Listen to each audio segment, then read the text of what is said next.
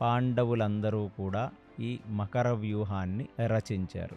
కౌరవులందరూ కూడా ఇప్పుడు క్రౌంచ వ్యూహాన్ని రచించవలసినదిగా భీష్ముడు ఆదేశించాడు. ముసలి వ్యూహంలో ఉన్న నోటి దగ్గర భీమసేనుడు ఉన్నాడు. భీమసేనుడితో ఉండే సైనికులని అక్కడ పెట్టడం జరిగింది. ముసలి యొక్క 2 కళ్ళ దగ్గర నకుల సహదేవులు ఉన్నారు. తలభాగములో ద్రుపదుడితో పాటు అర్జునుడు, వాళ్ళ వెనకాల వైపు అంటే ఆ ముసలి యొక్క శరీర భాగంలో అభిమన్యుడు, ఉపపాండవులు, ఘటోత్కచుడు, యుధిష్ఠిరుడు ఆ శరీర భాగంలో ఉన్నారు. దాని తర్వాత ఆ ముసలి యొక్క వెనక భాగంలో విరాటరాజు, దృష్టద్యుమ్నుడు ఉన్నారు. దాని తర్వాత ఆ ముసలి యొక్క 4 కాళ్ళు ఎక్కడుంటాయో ఆ 4 కాళ్ల భాగంలో ఒక కాలు దగ్గర కైకేయరాజు తమ్ముళ్ళు ఉన్నారు. ఇంకొక కాలు దగ్గర దృష్టకేతువు, చకీతన, మరొక కాలు దగ్గర కుంతిభోజుడు, స్థానిక, ఇంకొక కాలు దగ్గర శిఖండి,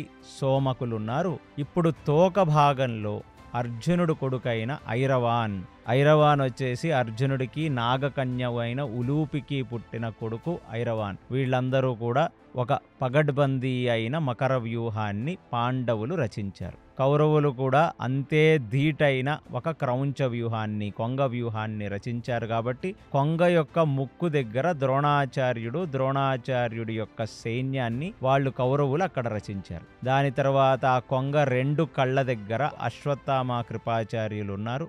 ఆ కొంగ యొక్క తలభాగాన కృతవర్మ, బాహ్లీకుడు వాళ్ళు ఆ కొంగ యొక్క తలభాగంలో ఉన్నారు.